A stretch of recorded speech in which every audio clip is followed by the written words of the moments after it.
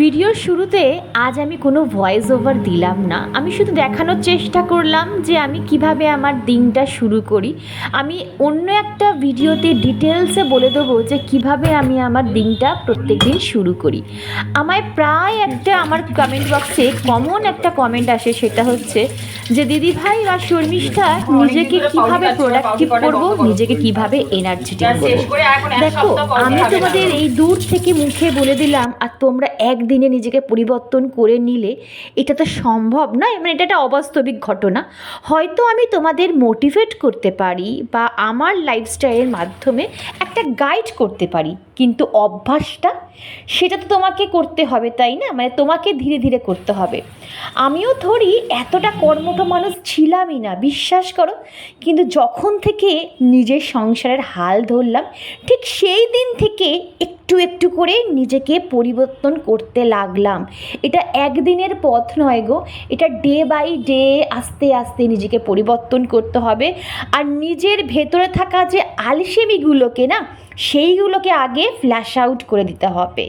তারপরে একটা সুন্দর রুটিন সেট করলাম। আমি নিজের জীবনের একটা রুটিন সেট করা খুব দরকার। আর সেই রুটিনে আমি নিজের জন্য 1 ঘন্টা সময় বরাদ্দ রেখেছি। যেই 1 ঘন্টার মধ্যে আমি আর কাউকে অ্যালাউ করব না, শুধু আমি থাকবো। আমার কাজকর্ম থাকবে, মানে আমার পছন্দের কাজকর্ম থাকবে। সেখানে আমার রূপচর্চা থাকতে পারে, সেখানে আমার মেডিটেশন থাকতে পারে, সেখানে আমার গার্ডেনিং থাকতে পারে, সেখানে আমার ভালো স্টোরি বুক পড়া থাকতে পারে, সেখানে আমার ডায়েরি রাইটিং থাকতে পারে। হোয়াট এভার, যে কোনো কাজ, সেটা আমার পছন্দের কাজ। আর এখন এমন অভ্যাস হয়ে গেছে না, যেদিন আমি নিজের জন্য সময় বার করতে পারি না, ধরো খুব টাফ শিডিউল গেল, সেদিন নিজের ওপর নিজের বিরক্তি হয়, রাগ হয় যে আমি সংসারের তো প্রতিটা কাজ নিয়ম মাফিক করলাম, তাহলে কেন আমি আমার নিজের জন্য 1 ঘন্টা বার করতে পারলাম না। আর আজকে কথা বলতে বলতে আমার ডাইনিং রুমের ছোট্ট একটু মেকওভার করে নিলাম। তোমরা দেখতে পাচ্ছ, এই জায়গাটাকে একটু চেঞ্জ করে নিলাম। গরম, বাপরে বাপ। কালকের বাজার নিরামিষের গাজর, ঝিঙে, তারপর হচ্ছে হাতে একটা নখ রাখতে পারি না, দুটো খেয়ে খেয়ে আমার নখ সব উঠে যায়। কুমড়ো, বেগুন, পটল, এই যে বাজার, এই যে লাউ এনেছে।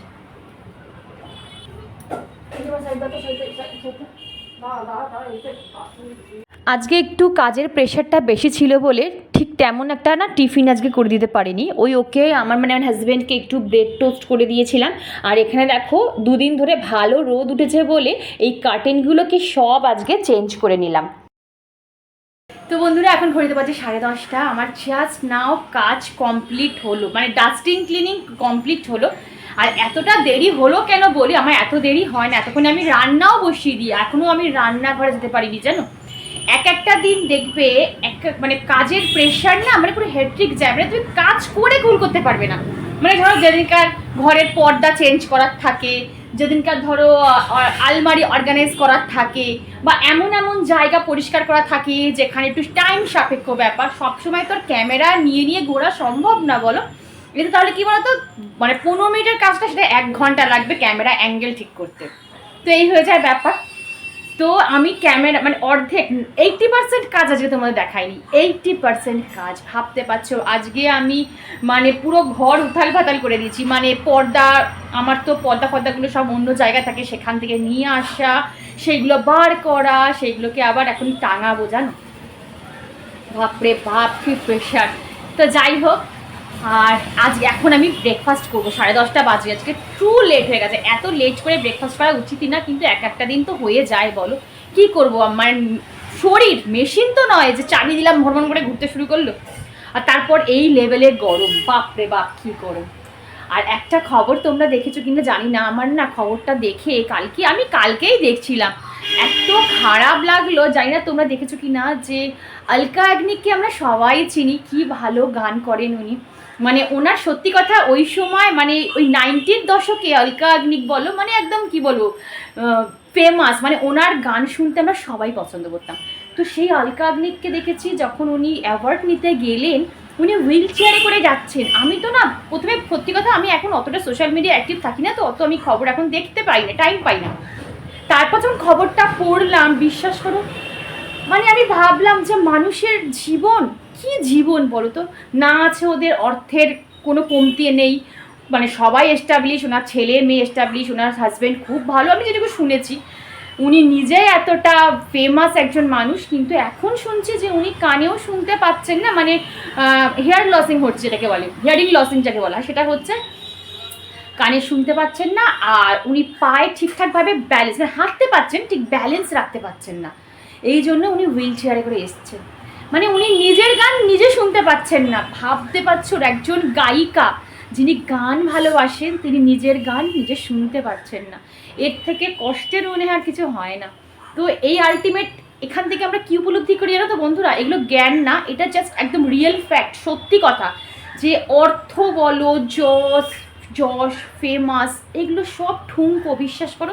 সবার আগে কি জানো তো, হেলথ, আমাদের শরীর।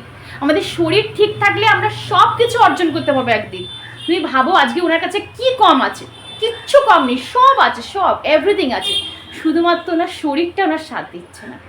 তো যিনি বলেছিলেন যে হেলথ ইজ ওয়েলথ, এইটা একদম পারফেক্ট কথা। সবাই নিজের যত্ন নাও, শরীরের যত্ন নাও, শরীর ঠিক থাকলে তোমার কাছে সব অটোমেটিক চলে আসবে, নাম, যশ, খ্যাতি, অর্থ, সম্মান, এভরিথিং আসবে তোমার শরীর যদি ঠিক থাকে, পারমিট করে। আমি তো শুধু ঈশ্বরকে দেখে, ঈশ্বর আমি অর্থ চাই না, আমি কিচ্ছু চাই না, বিশ্বাস করো, আমার অর্থ দরকার নেই, বা আমি দুবেলা মাছ মাংস ভাত দিয়ে মাছ দিয়ে খাবো সেটাও দরকার নেই, শুধু আমাকে শক্তিটুকু দাও যাতে আমি উঠতে পারি, সকালবেলা উঠে আমি আমার সংসারে কাজকর্ম করতে পারি, আর সারাদিনে একবার যেন তোমার সেবা দিতে পারি, ব্যাস, আমার আর কিচ্ছু চাই না। তো এটাও তোমরা প্রত্যেকে প্রার্থনা করবে ঈশ্বরের কাছে, রোজ একবার করে প্রার্থনা করবে। তো চলো এবারে আমি রান্নাঘরে যাই, আগে খেয়ে নিই ব্রেকফাস্টটা খেয়ে তারপর রান্নাঘরে গিয়ে তোমাদের দেখাই কী কী রান্না করবো না করবো। তোমরা আমাকে অনেকে প্রশ্ন করছো যে দিদি তুমি কি হেয়ার অয়েল ইউজ করো একটু বলো, বা শর্মিষ্ঠা কী হেয়ার অয়েল ইউজ করো। আমি তোমাদের বারবার বলি, দেখো যে আদিবাসী হাক্কি পিক্কি এই যে হেয়ার অয়েল, এটা আমি ইউজ করি, ঠিক আছে। এখানে ওদের নীলাম্বরী হেয়ার অয়েল, ঠিক আছে, এটা কিন্তু কোনো শপে পাবে না, মানে কোনো অফলাইন শপে পাবে না, এটা একমাত্র তুমি, দাঁড়াও একটু ব্রাইটনেসটা বাড়াই, এটা একমাত্র অনলাইন থেকে নিতে পারবে।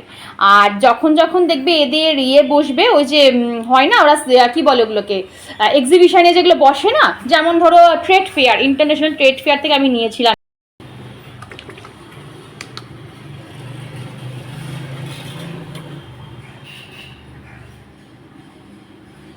দুটোকে সম পরিমাণে নিতে হবে, ঠিক আছে। এটা আমি সপ্তাহে দুদিন করি, ঠিক আছে, যেহেতু একটু কস্টলি তাই আমি সপ্তাহে 2 দিন করার চেষ্টা করি। এবার এই তেলটাকে একটু ভালো করে মিক্সড করে দিতে হবে হাতে, দুটো তেলকে একটু ভালো করে মিক্সড করতে হবে, ঠিক আছে। আমি আমার প্রত্যেকটা দিন ভিডিওর মাধ্যমে আমি কিছু না কিছু ভালো জিনিস তোমাদের সাথে দেখানোর মানে শেয়ার করার চেষ্টা করি, একটু ভালো গাইড করার চেষ্টা করি, কারণ সত্যি কথা এখন ইউটিউবে যা যা ভিডিও দেখাচ্ছে সত্যি দেখার মতন নয়, তো শেখাতেও দূরের কথা। কিন্তু আমি সবাই তা নয়, অনেক ব্লগার আছে যারা প্রত্যেকটা দিন তার ভিডিওর মাধ্যমে কিছু না কিছু শিক্ষা দিচ্ছে, সেই সব ভিডিও সব সময় দেখবে, সেখান থেকে শেখার চেষ্টা করবে, দেখবে ঠিক একদিন না একদিন তোমরাও প্রোডাক্টিভ আর এনার্জেটিক হয়ে উঠতে পারবে।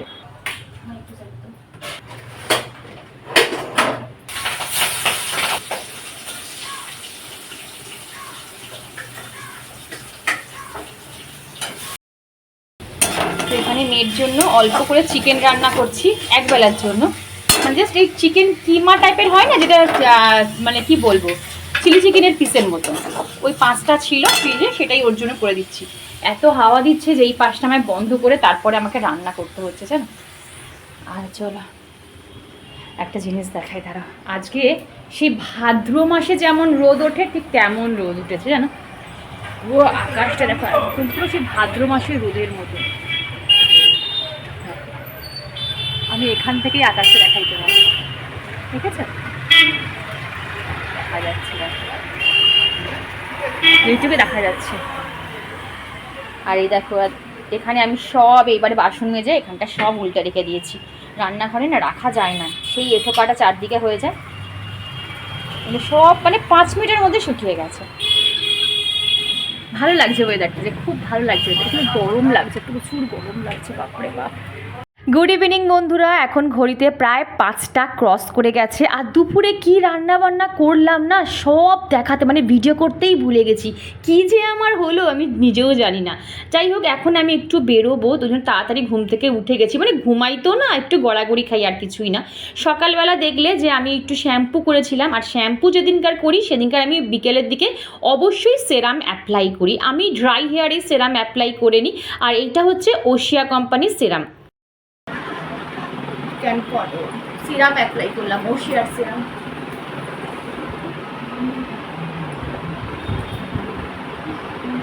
আর বৃষ্টি কিন্তু হচ্ছে, কিন্তু এত পরিমাণে গরম আর তেমন ঘাম হচ্ছে জানো তো। তো এখানে আমি একটা জেল ইউজ করেছি, এটা না অ্যালোভেরা জেল নয়, একটা অন্য রকমের জেল, আমি পরে বলে দেবো ভিডিওতে যেটা আমি কী জেল অ্যাপ্লাই করলাম।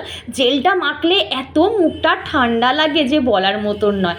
তারপরে লোটাসের এই যে 10-in-1 গ্লো ক্রিম, আমি অনেকবার তোমাদের ভিডিওতে দেখেছিলাম যে 10-in-1 গ্লো ক্রিমটা আমি ইউজ করি, খুব ভালো একটা মেকআপ ফিনিশ যায়। যারা মেকআপ করতে পছন্দ করো না তারা কিন্তু এই ক্রিমটা ইউজ করতে পারো। দেখো কতটা গ্লোয়িং লাগছে স্কিনটা। আমি তো অ্যাডজাস্টমেন্ট করতে পারবো না, টাকা বেরা বললো আমি পারবোই না, তোমার সাথে আমি অ্যাডজাস্টমেন্ট করতে পারবো না, অসম্ভব। আরে বাবু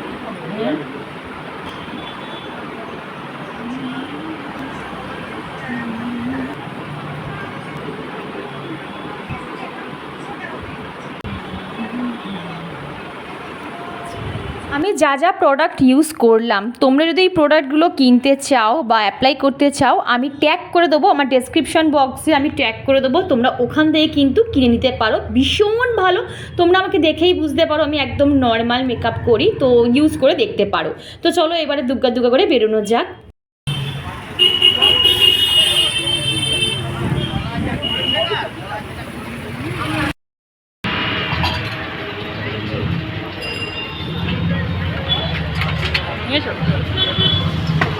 অনেক দিন পর হাঁটছি, হেঁটে হেঁটে যাচ্ছি, তাই না মা? অনেক দিন পর, নাহলে রিক্সা না হলে অটো। ভাবলাম যে চলো টাইম আছে, এবার হেঁটে হেঁটে যাই। আমি আগে এখানে ইয়োগা শিখতে আসতাম, সকালবেলা করে ইয়োগা, ওই ধরো 6টার মধ্যে এই জায়গাটায় এসে আমি ইয়োগা শিখতাম। বেশি দূর না, আমার শ্বশুর বাড়ির থেকে, আমার বাড়ির থেকে এই 5 থেকে 10 মিনিটের রাস্তা। এইখানটা, এই যে এইখানটা, এই বাড়িতে ইয়োগা শিখতাম। এখন বোধহয় শেখায় না, বোধহয় জিজ্ঞাসা করতে হবে। ভাবছি আবার ইয়োগাতে ভর্তি হব। আবার রাস্তায় কত কুকুর। তো চলো, আমাদের ঘোরাঘুরি কমপ্লিট। যেখানে গেছিলাম আর সেখান থেকে বেরিয়ে এইবারে তোমাদের সাথে বাড়িতে গিয়ে কথা বলছি। ওখানে আর কোনো কিছু ভিডিও করিনি, খুব মজা করেছি, গল্প করেছি, আড্ডা দিয়েছি। বাড়িতে গিয়ে বলবো।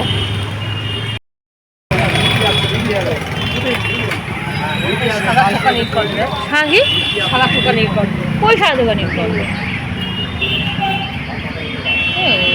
এই গাছগুলি সবই রয়েছে মা, এই তো ওই কালারটা, ওই কালারটা, ওই কালারটা, ওই যে ওই পিঙ্কটা, এই পিঙ্কটা, না না এই যে এই যে সামনেটা, এই যে এটা, আরে এইটা এইটা, হ্যাঁ হ্যাঁ এটা আছে তো, এই সবই আছে।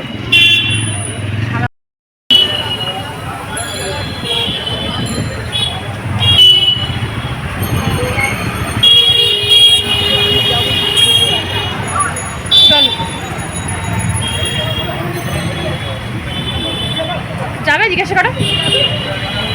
বাড়িতে চলে এসেছি, এসে এখন রান্নাও বসিয়ে দেবো। মা ফোনে কথা বলছে আমার কাকিমার সাথে, নিজের কাকিমার সাথে, অন্নপূর্ণা ভান্ডার নিয়ে। এখন মা, কাকিমা, জেঠিমা, খুড়িমাদের কথা হচ্ছে ফোনে। অন্নপূর্ণা ভান্ডার পেয়েছিস? টাকা ঢুকেছে? টাকা ঢুকলো, আমি পেলাম না, তুই পেয়েছিস? এখন এই কি অবস্থা। আর এখন আমি করব আমার হাজব্যান্ডের জন্য ভেজিটেবল স্যুপ, সোয়া চাং দিয়ে, এটা দিয়ে সবজি, এই যে বুঝলে হচ্ছে ব্যাপার। তো চলো চটপট করে আগে আমি রান্নাটা বসিয়ে দিই।